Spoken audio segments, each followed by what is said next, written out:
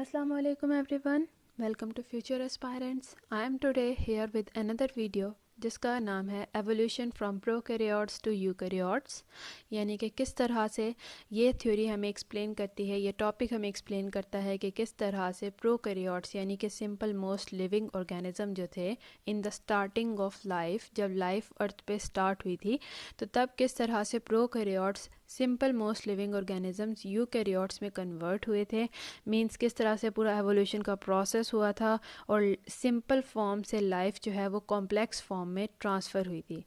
ये टॉपिक मैंने चूज़ किया है from inter part 2 biology book, जिसका और चैप्टर नेम है evolution. So now let us start with the topic.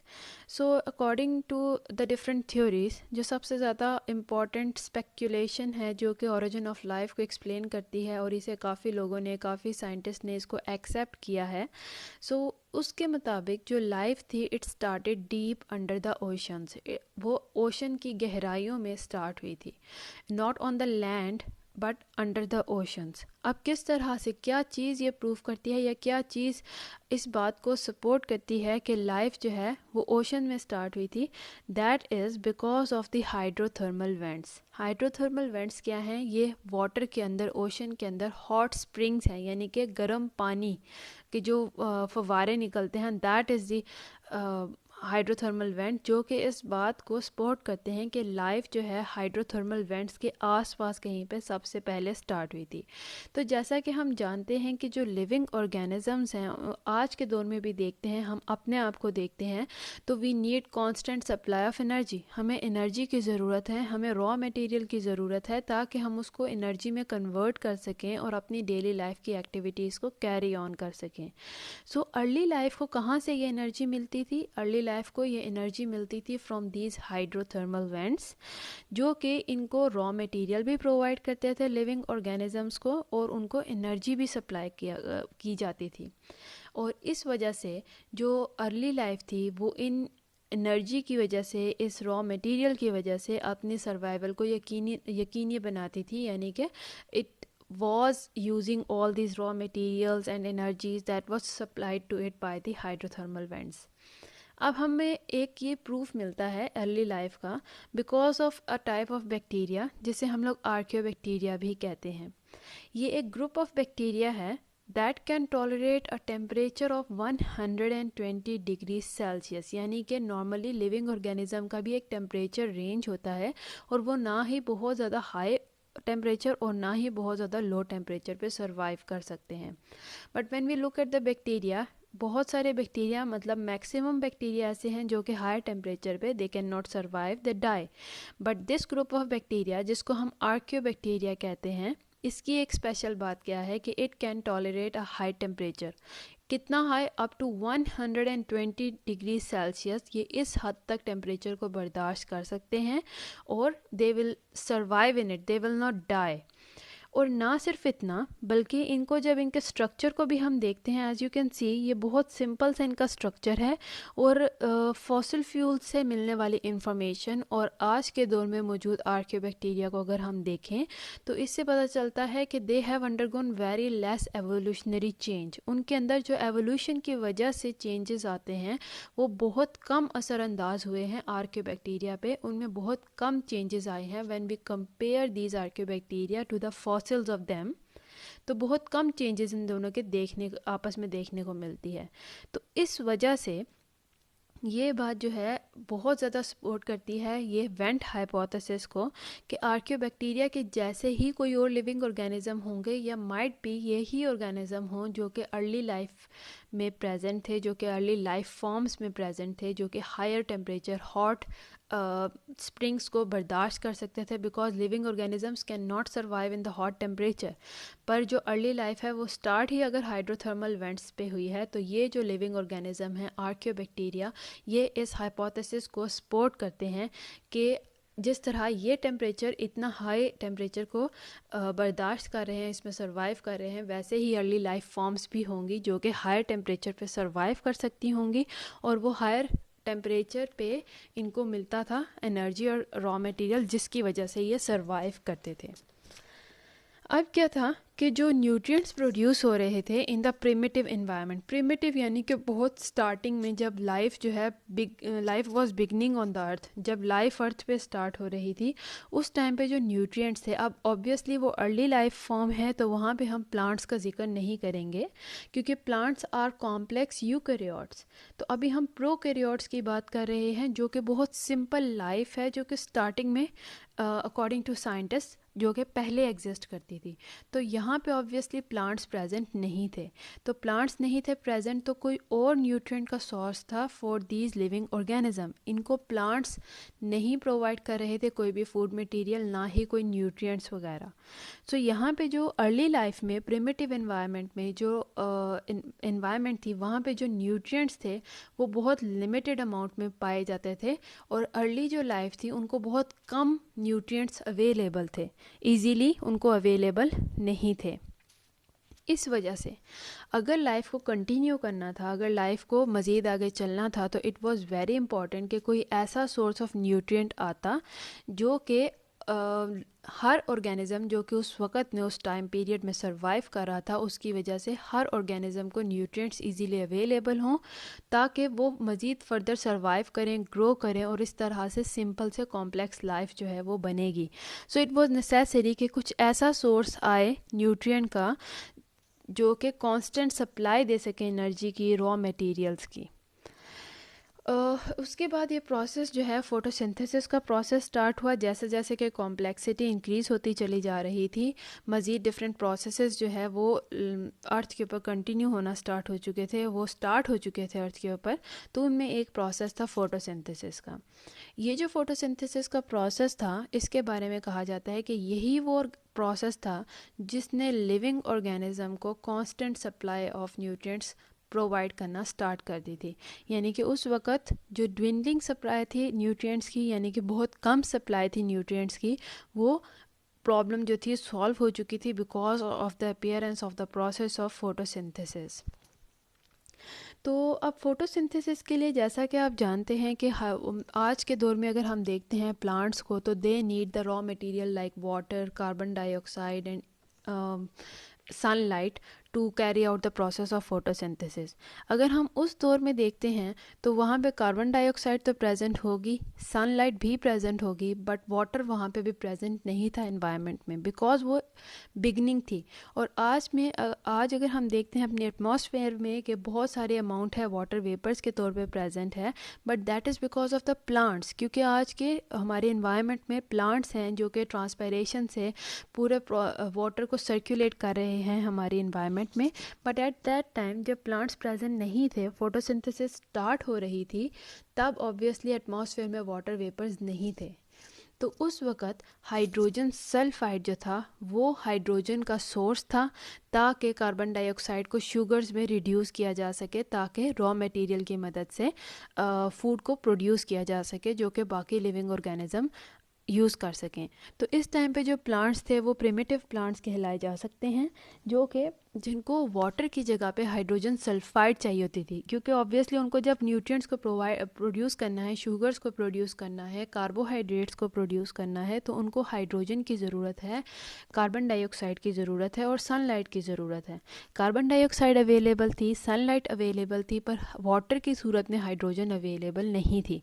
इसीलिए उनको हाइड्रोजन के लिए एक दूसरे सोर्स को चूज़ करना पड़ा, दैट वाज हाइड्रोजन सल्फाइड, जिसकी हाइड्रोजन थी वो यूज़ की जाती थी ताकि कार्बन डाइऑक्साइड को कन्वर्ट किया जा सके इनटू दी शुगर्स।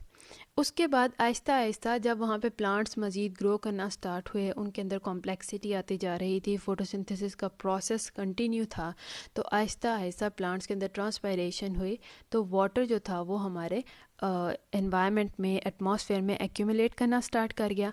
अब वाटर वहाँ पे प्रेजेंट था, तो आहिस्ता आहिस्ता हाइड्रोजन सल्फाइड जो थी that was replaced by the water. और हाइड्रोजन सल्फाइड जिस पर्पस के लिए यूज़ की जा रही थी, यानी कि मेनली हाइड्रोजन के लिए यूज़ की जा रही थी, हाइड्रोजन को हासिल करने के लिए, अब वाटर ने जब उसको रिप्लेस कर दिया तो वाटर हाइड्रोजन को यूज़ करके शुगर बनाता था कार्बन डाइऑक्साइड की मदद से, कार्बोहाइड्रेट्स बनाता था, और साथ में जो वाटर के अंदर से ऑक्सीजन थी वो एनवायरनमेंट में रिलीज़ करना स्टार्ट कर दी थी प्लांट्स ने। तो आहिस्ता आहिस्ता ये जो ऑक्सीजन थी it was liberated, it was released into the atmosphere because of this whole process. पहले हाइड्रोजन सल्फाइड थी, तब सल्फ़र रिलीज़ हो रहा था प्लांट्स के अंदर से, लेकिन जब वाटर ने उसको रिप्लेस कर दिया, हाइड्रोजन का यूज़ हो गया टू प्रोड्यूस द शुगर। पीछे क्या रह गया वाटर के अंदर से? Oxygen atoms. तो वो ऑक्सीजन मॉलिक्यूल्स जो हैं उनको मॉलिक्यूल में कन्वर्ट करके आहिस्ता आहिस्ता एनवायरनमेंट में रिलीज़ करना स्टार्ट कर दिया था प्लांट्स ने। तो अब आप देख रहे हैं कि पहले वाटर एक्यूमुलेट करना स्टार्ट हुआ, उसके बाद अब ऑक्सीजन भी एंटर होना स्टार्ट हो चुकी थी into the atmosphere of the अर्थ। तो इस तरह से हम लोग कह सकते हैं कि अर्थ की एटमॉस्फेयर जो थी it was slowly changing with the time, it began to change with the time. अब उसके अंदर वाटर प्रेजेंट था अर्थ के एटमॉस्फेयर के अंदर, अर्थ के एटमॉस्फेयर के अंदर ऑक्सीजन प्रेजेंट थी। उसके बाद एक और इम्पॉर्टेंट डेवलपमेंट थी जो कि हमारी अर्थ के एटमॉस्फेयर में थी, जो कि लाइफ को सपोर्ट करने वाली थी, that was the ozone layer. जैसा कि हम लोग जानते हैं कि हमारी एटमॉस्फेयर के 4 लेयर्स हैं और उनमें से एक लेयर पे वहाँ पे ओजोन लेयर प्रेजेंट है, जो कि अल्ट्रा वायलेट रेडिएशन से जो कि सन की तरफ से आ रही हैं उनसे बचाती है पूरी अर्थ को, प्रोटेक्ट करती है। अल्ट्रा वायलेट रेडिएशन को अर्थ की तरफ, अर्थ के एटमॉस्फेयर में एंटर नहीं होने देती। सो जब ऑक्सीजन लगातार अर्थ की एटमॉस्फेयर में एंटर हो रही थी in the beginning of the life, तो आहिस्ता आहिस्ता वो ओजोन लेयर उसने बना दी on the whole surface of the earth. उसने पूरी अर्थ को एनवेलप में मतलब एक बंद कर दिया था in the of the ozone layer. तो अब ये ओजोन लेयर क्या थी कि it was present on the atmosphere, और ये इस ओजोन लेयर ने अर्थ को प्रोटेक्ट करना स्टार्ट कर दिया था from the ultraviolet radiation. तो इस तरह से जब अल्ट्रा वायलेट रेडिएशन अब अर्थ के सरफेस में नहीं पहुंच रही, तो this was another major step जो कि अर्थ के ऊपर लाइफ को सपोर्ट करने वाला था।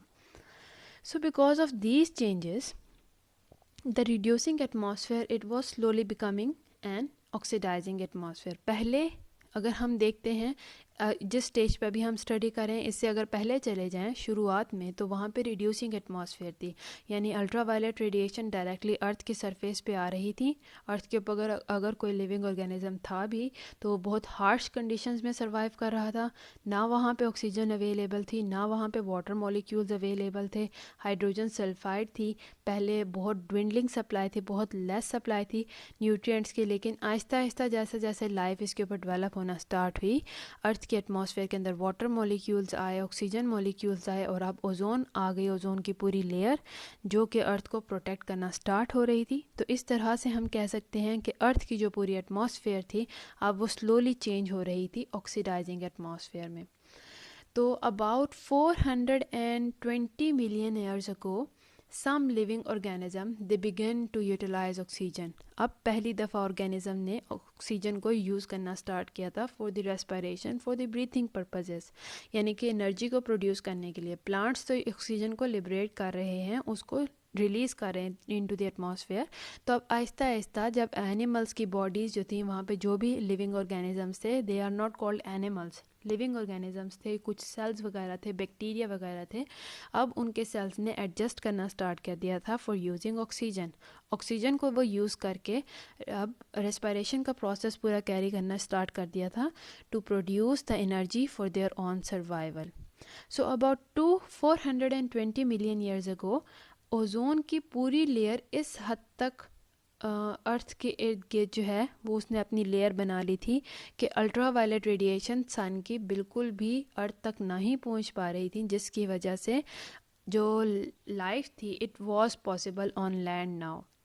सो अब यहाँ पे आयरॉनिकली अब जब यहाँ पे अर्थ की एटमॉस्फेयर चेंज हो रही है, ऑब्वियसली ये रिड्यूसिंग एटमॉस्फेयर से ऑक्सीडाइजिंग एटमॉस्फेयर के अंदर चेंज हो रही है। तो इसका मतलब क्या हुआ कि अब यहाँ पे लाइफ जो थी वो एबायोटिकली एग्जिस्ट नहीं कर सकती थी। एबायोटिकली का क्या मतलब है कि यहाँ पे इससे पहले जितने भी लिविंग ऑर्गेनिज्म थे इस स्टेज से पहले वो बगैर ऑक्सीजन के एनर्जी प्रोड्यूस कर रहे थे। But if we look at today's organism, almost ज़्यादातर ऑर्गेनिज्म को ऑक्सीजन की ज़रूरत है to produce energy for the process of respiration. तो जब एटमॉस्फेयर चेंज हो रही थी, रिड्यूसिंग से ऑक्सीडाइजिंग में कन्वर्ट हो रही थी, तो अब ऑर्गेनिज्म के सर्वाइवल की नई डिमांड क्या थी कि उनके लिए ज़रूरी था कि वो बायोटिकली यानी कि ऑक्सीजन को यूज़ करके ग्रो करें, ऑक्सीजन को रेस्पिरेशन के प्रोसेस के लिए यूज़ करें। अब वो ऑर्गेनिज्म जो कि ऑक्सीजन के बग़ैर सर्वाइव कर रहे थे, उनके लिए थोड़ा प्रॉब्लम थी, तो they had to change themselves. So the first cell more likely very simply prokaryotic forms जो थे वो एग्जिस्ट करना स्टार्ट हो गए थे। दे वर वेरी सिंपल, उनके अंदर कुछ ख़ास कॉम्प्लेक्सिटीज़ नहीं थी, बहुत सिंपल सेल से without bonded organelles and all. So कहा जाता है कि ये जो प्रोकैरियोट्स थे they arose about 3.5 billion years ago, यानी कि आज से 3.5 बिलियन ईयर्स पहले चले जाएं तो तब ये प्रोकैरियोटिक सेल कंप्लीट फॉर्म में पहली दफ़ा अर्थ की सरफेस पे नज़र आए थे। उसके अलावा जो यूकैरियोट्स हैं, फिर स्लोली प्रोकैरियोट्स जो हैं उनके अंदर भी एवोल्यूशन होती रही, चेंजेस आती रही, प्रोकैरियोट्स यूकैरियोट्स के अंदर चेंज होते रहे, और स्लोली यूकैरियोट्स जब पहली दफ़ा अर्थ की सरफेस पे अपीयर हुए थे, it is thought that they appeared 1.5 billion years ago, यानी कि स्लोली प्रोकैरियोट्स जब यूकैरियोट्स में चेंज हो रहे थे तो first cell of eukaryote they came on the into being on 1.5 billion years ago. So यहाँ पे जो यूकैरियोटिक सेल हैं अब वो किस तरह से अराइज हो रहे थे, किस तरह से बन रहे थे, प्रोकैरियोट से किस तरह लाइफ जो थी यूकैरियोट की तरफ आ रही थी, तो उसके बारे में डिफरेंट हाइपोथेसिस हैं। तो इन हाइपोथेसिस में 2 मेन इंपॉर्टेंट हाइपोथेसिस हैं। Now I am going to tell you about those hypothesis जो कि एक्सप्लेन करते हैं, एक आइडिया जो एक्सप्लेन करता है कि किस तरह से प्रोकैरियोटिक लाइफ यूकैरियोटिक लाइफ में चेंज हुई थी। तो यूकैरियोटिक सेल कहते हैं कि शायद इस तरह से इवॉल्व हुआ हो कि जब एक लार्ज एनारोबिक बैक्टीरिया या एमोइबॉइड जो था उसने इंजेस्ट किया था स्मॉल एरोबिक बैक्टीरिया को, और instead of digesting it stabilised it. As you can see over here in the picture कि ये जो एनारोबिक एमोइबा था, इस तरह के जो लिविंग ऑर्गेनिजम्स हैं जो सिंगल सेल पे मुश्तमिल हैं, जब इनको खुराक की ज़रूरत होती है, न्यूट्रिएंट्स की ज़रूरत होती है, it ingested by engulfing its membrane around it. वो अपना मेम्ब्रेन जो साइटोप्लाज्म है उसके इर्द गिर्द कवर कर देते हैं उसको, और उसको अपने सेल के अंदर ले आते हैं, अपनी बाउंड्री के अंदर ले आते हैं, जो अपना न्यूट्रिएंट है चाहे वो दूसरा ऑर्गेनिज्म ही क्यों ना हो, और आहिस्ता आहिस्ता उसको डाइजेस्ट करके उससे एनर्जी हासिल कर लेते हैं। पर ये जो हाइपोथेसिस है इसे हम लोग एंडोसिम्बायोंट हाइपोथेसिस कहते हैं। इसके मुताबिक सबसे पहला यूकैरियोटिक सेल तब बनना स्टार्ट हुआ कि जब एक बड़े से एनारोबिक एमोइबॉइड ने छोटे से एरोबिक बैक्टीरिया को इंजेस्ट किया, यानी कि अपने अंदर एंटर किया, as you can see in the picture, and rather than digesting it for the purpose of getting energy, उसने उसको स्टेबलाइज कर दिया, यानी कि ये टाइनी जो एरोबिक बैक्टीरिया था it started to live inside this bigger anaerobic amoeboid. तो इस तरह से आप देखें लाइफ जो थी अब एनारोबिक से एरोबिक में कन्वर्ट हो रही थी। ये जो पूरी हाइपोथेसिस है इसको हम लोग एंडोसिम्बायोंट हाइपोथेसिस कहते हैं, and it was first proposed by the person named Lynn Margulis. Endosymbiont यानी कि उसको अपने अंदर एंटर करना और उसको वहाँ पे जो टाइनी ऑर्गेनिजम्स हैं या टाइनी थिंग्स हैं उनको वहाँ पे स्टेबलाइज कर देना। So according to this hypothesis, ये हाइपोथेसिस एक्सप्लेन करती है कि कैसे मुख्तलिफ ऑर्गेनेलीज जो सेल के अंदर आज के दौर में पाई जाती हैं वो किस तरह से वजूद में आई होंगी। So according to this hypothesis सबसे पहले हम लोग बात करते हैं अगर माइटोकॉन्ड्रिया की। माइटोकॉन्ड्रिया क्या है? That is the powerhouse of the cell, जिसके अंदर तमाम रेस्पिरेशन का प्रोसेस होता है, एनर्जी को कन्वर्ट किया जाता है फूड को एनर्जी के अंदर, और एनर्जी को स्टोर किया जाता है या फिर सेल के लिए यूज़ किया जाता है। तो ये जो माइटोकॉन्ड्रिया था, according to this hypothesis, aerobic bacteria जो बड़े से एक एनारोबिक एमोइबॉइड ने अपने अंदर इंजेस्ट किया था और उसको स्टेबलाइज किया था, तो वो एरोबिक बैक्टीरिया आज के दौर के माइटोकॉन्ड्रिया के अंदर आहिस्ता आहिस्ता कन्वर्ट हो गया। ये एरोबिक बैक्टीरिया वो जगह है जहाँ पे वो साइट है जहाँ पे एरोबिक रेस्पिरेशन होती है, यानी कि ऑक्सीजन को यूज़ करके रेस्पिरेशन का प्रोसेस कैरी आउट हो रहा है, और यहीं पे most of the energy conversion division in the eukaryotic sale tax place inside this mitochondria, जो कि पुराने ज़माने में कहा जाता है कि एक एरोबिक बैक्टीरिया था, तो वो अब माइटोकॉन्ड्रिया में कन्वर्ट हो गया और इस माइटोकॉन्ड्रिया के अंदर वही तमाम फंक्शंस हैं जो कि उस पुराने ज़माने के एरोबिक बैक्टीरिया के अंदर पाए जाते थे। तो अब जब ये ऑर्गेनिज़म जो एनारोबिक थे पहले, जैसे एमोइबॉइड है, उसने जब इस एरोबिक बैक्टीरिया को अपने अंदर इंजेस्ट किया, जिसे हम लोग माइटोकॉन्ड्रिया कहते हैं, तो इसकी वजह से सेल को क्या एडवांटेज मिला कि it became aerobic respiration to the host. उसने पूरा जो सेल है उस टाइनी बैक्टीरिया की वजह से वो एरोबिक में कन्वर्ट हो गया instead of anaerobic. So now it was going to use oxygen to get energy. तो ये जो एक पूरा प्रोसेस है एरोबिक रेस्पिरेशन का, ये ज़्यादा एफिशिएंट है एज़ कम्पेयर टू एनारोबिक, जिसके अंदर कम एनर्जी प्रोड्यूस होती है as compare to the aerobic respiration. So you can see over here in the diagram कि सबसे पहले स्टेप में देखें एक बड़ा सा एनारोबिक एमोइबॉइड है जिसने इंजेस्ट किया एरोबिक बैक्टीरियम को। As you can see in the below picture arrow 2 तरफ जा रहे हैं। ऊपर वाले स्टेप को भी हम इग्नोर करेंगे, नीचे वाले स्टेप की तरफ देखते हैं तो उसने ये ऑरेंज कलर के एरोबिक बैक्टीरियम को एमोइबॉइड ने अपने अंदर इंजेस्ट किया और उसको स्टेबलाइज कर दिया। और वक्त के साथ साथ जैसे जैसे एवोल्यूशन होती गई तो ये एरोबिक बैक्टीरिया अब इस एमोइबॉइड सेल का बाकायदा एक हिस्सा बन गया था, जिसे आज हम माइटोकॉन्ड्रिया के नाम से जानते हैं। इसी तरह अगर हम लोग बात करते हैं फ्लैजिला की, flagella is a whip like structure, यानी कि टेल लाइक स्ट्रक्चर होता है ये। एंड वो किस तरह से आया होगा एक सेल के अंदर, उसके मुताबिक there was injection of prokaryotes. वो प्रोकैरियोट्स क्या थे, यानी यहाँ पे वही हुआ, इंजेक्शन हुई और उसको स्टेबलाइज कर दिया इंस्टेड ऑफ डाइजेस्टिंग इट। तो यहाँ पे another type of prokaryote was ingested, that is spiral shaped. As you can see in the picture in the background, वो spiral shaped था, उसको अपने अंदर ingest किया गया स्पायरोचीट्स को, और ingest करने के बाद वो जो है कन्वर्ट हो गया था into the flagella, that is whip like structure. उसके अलावा अगर हम लोग बात करते हैं third organelle, that is chloroplast. Chloroplast के बारे में कहा जाता है this chloroplast is present in the plants, it imparts green colour to the plants. तो इस हिसाब से ये क्लोरोफिल के अंदर प्रेजेंट है। तो वो कहते हैं कि क्लोरोप्लास्ट किस तरह से सेल क्या एक ऑर्गेनेली बना। वो कहते हैं कि there was injection of prokaryote, जो आज वो प्रोकैरियोट किस तरह का था, आज के दौर के साइनोबैक्टीरिया के जैसा था, और उसको जब इंजेस्ट किया एक बड़े से एनारोबिक एमोइबॉइड ने और उसको स्टेबलाइज कर दिया, और जनरेशन आफ्टर जनरेशन जब वो सेल रिप्रोड्यूस हो रहा है और उसके अंदर वही साइनोबैक्टीरिया देखा गया, तो वो आज के दौर में क्लोरोप्लास्ट के तौर पे प्रेजेंट है प्लांट्स के अंदर। सो ये जो डिफरेंट प्रोसेसेस हैं ये हम एक्सप्लेन कर रहे हैं, मतलब अकॉर्डिंग टू दिस हाइपोथेसिस कि किस तरह से ये मुख्तलिफ ऑर्गेनेलीज जो हैं ये प्रेजेंट, ये वजूद में आए इनसाइड द यूकैरियोट, किस तरह से एक प्रोकैरियोट यूकैरियोट के अंदर चेंज हुआ है।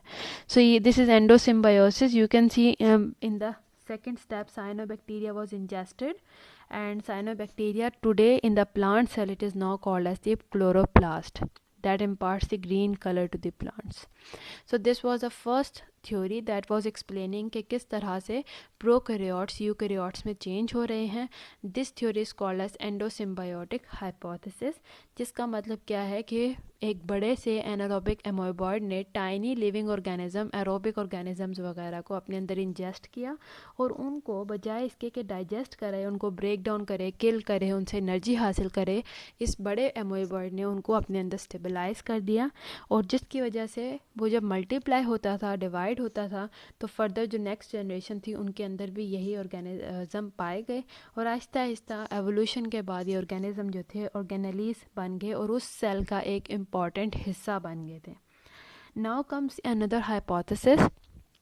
इसे हम लोग जो है इन्वेजिनेशन हाइपोथेसिस भी कहते हैं। So according to this hypothesis prokaryote cells जो थे वो उनके मेम्ब्रेन जो थे, सेल मेम्ब्रेन जो थे, जो आउटर मेम्ब्रेन थे, उन्होंने इन्वेजिनेट करना शुरू कर दिया था, यानी अंदर की तरफ ग्रो करना शुरू कर दिया, अंदर की तरफ फोल्ड होना स्टार्ट हो गए थे, और उस फोल्डिंग की वजह से उन्होंने अपने जेनेटिक मटेरियल की कॉपीज़ को इनगल्फ कर दिया, उसको उसके इर्द गिर्द नया एक मेम्ब्रेन बनाना शुरू कर दिया था। Because of this invagination it resulted in the several double membrane bounded entities in the single cell. एक सेल के अंदर ही मुख्तलिफ ऑर्गेनेलीज अलग सेपरेट अपनी अपनी बाउंड्रीज के साथ नज़र आना स्टार्ट हो गए थे। Because the cell membrane of the main cell वो अंदर की तरफ फोल्ड होकर ग्रो करना स्टार्ट हो गया था और उसने मुख्तलिफ जेनेटिक मटीरियल्स को कवर कर दिया, जिसकी वजह से वो अलहदा ऑर्गेनेलीज के तौर पे सामने आना शुरू हो गए थे। अब कौन कौन सी एंटाइटीज़ हैं जिसमें आ जाते हैं माइटोकॉन्ड्रिया है, न्यूक्लियस है, क्लोरोप्लास्ट है। सो ये थ्योरी क्या कहती है, ओल्डर थ्योरी जो भी पहले हमने एंडोसिम्बायोट थ्योरी पढ़ी है उसके हिसाब से एक बड़े से लिविंग ऑर्गेनिज्म ने टाइनी लिविंग ऑर्गेनिज्म को इंजेस्ट किया और उनको अपने अंदर स्टेबलाइज कर दिया, जिसकी वजह से आज हम यूकैरियोटिक सेल्स को देखते हैं। And according to this hypothesis जो सेल्स थे उन्होंने किसी भी चीज़ को इंजेस्ट नहीं किया, रैदर उनकी अपनी ही सेल मेम्ब्रेन ने अंदर की तरफ फोल्ड होके ग्रो करना स्टार्ट किया और मुख्तलिफ जेनेटिक मटीरियल को एनगल्फ कर दिया, उसके इर्द गिर्द मेम्ब्रेन बना दिया, उसको कवर कर दिया, जिसकी वजह से एक सेपरेट ऑर्गेनेलीज के तौर पे मुख्तलिफ पार्ट्स सेल के नज़र आना शुरू हो गए, जो कि आज के दौर में माइटोकॉन्ड्रिया, न्यूक्लियस, क्लोरोप्लास्ट के तौर पे जाने जाते हैं। So these are the two mechanisms जो कि एक्सप्लेन करते हैं, बहुत जाने माने हैं, as you can see in the picture also, जो कि जाने माने हैं कि to explain the process of change of prokaryotes into the eukaryotic cell. However अब जो भी मैकेनिज़्म है जो कि एग्जैक्ट मैकेनिज़्म, ये तो सिर्फ हाइपोथेसिस हैं, इनको कोई इनका 100% प्रूफ नहीं है। These are just ideas presented to explain, to understand that how the prokaryotic cells changed into eukaryotic cell, या फिर आप ये कह लें कि how the eukaryotic cell came into the being. So जो भी इनमें से प्रोसेस हो, पर उनमें से सबसे इम्पॉर्टेंट प्रोसेस क्या है कि जब प्रोकैरियोटिक सेल से यूकैरियोटिक सेल बने थे, या फिर आप ये कह लें कि जब यूकैरियोटिक सेल बने थे, because of the formation of eukaryotic cell there was a large amount of increase in the complexity and diversity of all life forms on earth. यानी कि अर्थ के ऊपर जितनी भी लाइफ फॉर्म्स थी उनकी कॉम्प्लेक्सिटी भी इंक्रीज़ हो गई, वो कॉम्प्लेक्स से कॉम्प्लेक्स होना शुरू हो गए।